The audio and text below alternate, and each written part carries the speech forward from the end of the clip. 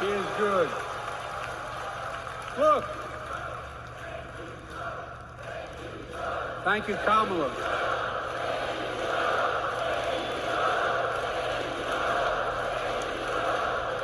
Folks, I've long said we have many obligations as a nation, but I got in trouble years ago for saying I'd make no apologies.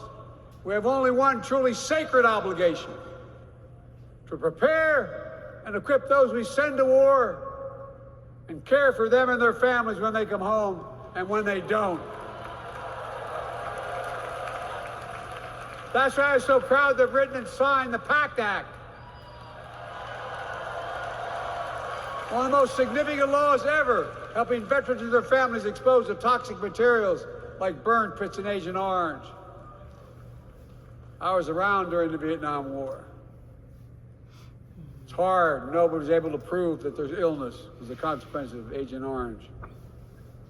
And no one was able to prove initially that because they lived in burn pits like my son lived next to in Iraq for a year, that is the cause of their illness. But because of the PACT Act, a surviving spouse with 2 children is now eligible for a stipend of about $3,000 a month. And those children who lost a parent are eligible for tuition benefits to go to college and to get job training. It's already helping over 1 million veterans and their families just so far. Well, I love them, and I'm so proud of my son's service. We get it. But guess who doesn't get it and doesn't respect our veterans? We know from his own chief of staff, the 4-star General John Kelly, that Trump, when in Europe, would not go to the grave sites in France. The brave service members who gave their lives to this country.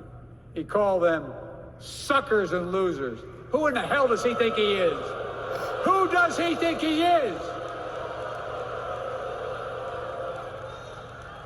There's no words for a person. They are not the words of a person not worthy of being commander-in-chief. Period. Not then, not now, and not ever. I mean that. I mean that from the bottom of my heart.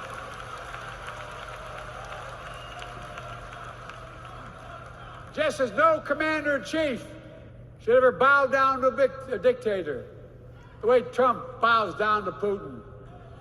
I never have, and I promise you, Kamala Harris will never do it. Will never bow down. When Trump left office, Europe and NATO was in tatters. Not a joke. America First doctrine changed our whole image in the world. Well, they gave the hours, about 190 hours sum total, than my counterparts or heads of state in Europe to strengthen NATO. We did. We united Europe like it hadn't been united for years, adding Finland and Sweden to NATO. 10 days before he died, Henry Kissinger called and said, not since Napoleon has Europe not looked over their shoulder at Russia with dread until now. Until now. Well, guess what? Putin thought he'd take Kyiv in 3 days. 3 years later, Ukraine is still free.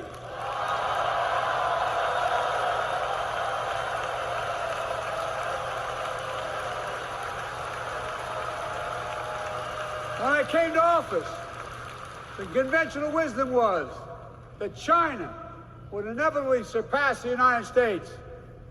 They haven't noticed. No one's saying that now.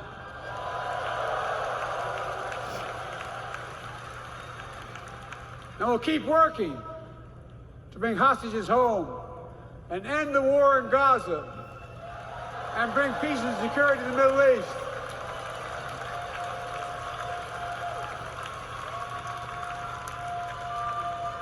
As you know, I wrote peace treaty for Gaza.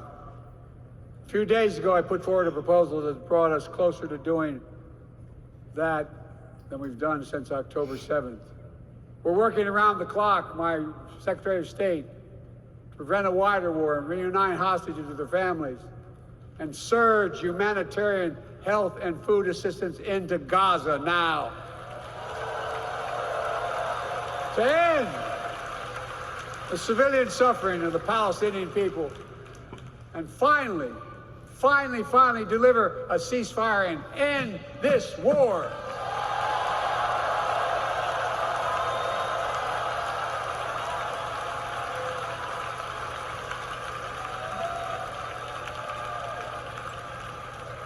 Those protesters out in the street, they have a point. A lot of innocent people are being killed on both sides. Just as we worked around the clock to bring home wrongfully detained Americans and others from Russia in one of the most complicated swaps in history, but they're home. Kamala and I are going to keep working to bring all Americans wrongfully detained around the world home. I mean it. Folks, I've got 5 months left in my presidency. I've got a lot to do. I intend to get it done.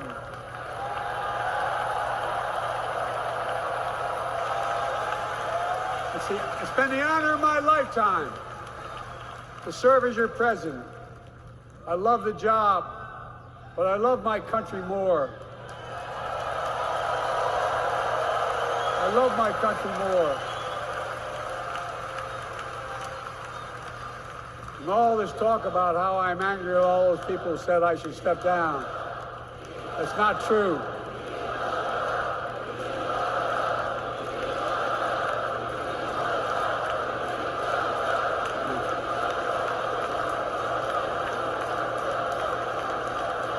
I love my country more, and we need to preserve our democracy. In 2024, we need you to vote. We need you to keep the Senate. We need you to win back the House of Representatives. And above all, we need you to beat Donald Trump.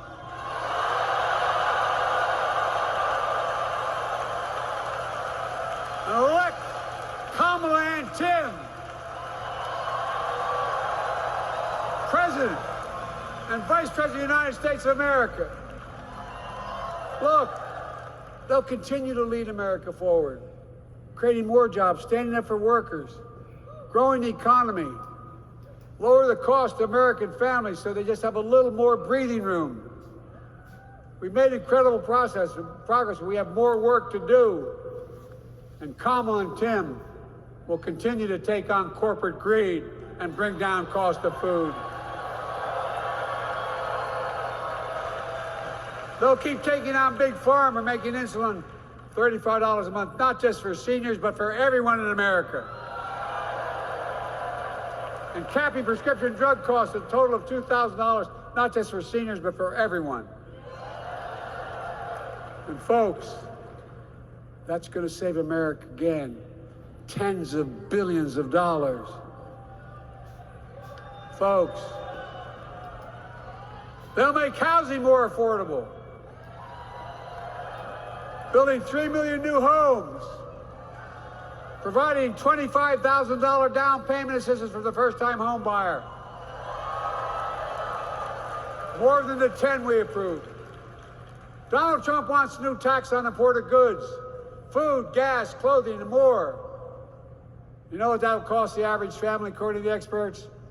$3,900 a year in a tax. No, it's a fact. Kamala and Tim will make the child care tax credit permanent.